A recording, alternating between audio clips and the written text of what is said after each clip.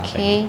So, ano yung masasabi mo sa mga taong nag-stereotype or nakamit ka na ba ng ganun, klaseng tao, at paano mo na-handle? Siguro po, I think a good answer for that is just to rise above people who spread negativity amongst you po. Kasi if they stereotype you, they put you on a box and they put a label on you. And parang ang sama lang po kasi noon dahil we're supposed to be free, we're supposed to act free on our own will. And kapag if it goes against your own will, parang nakakasakit ka na ng tao doon, nakakabunggo ka na ng tao doon.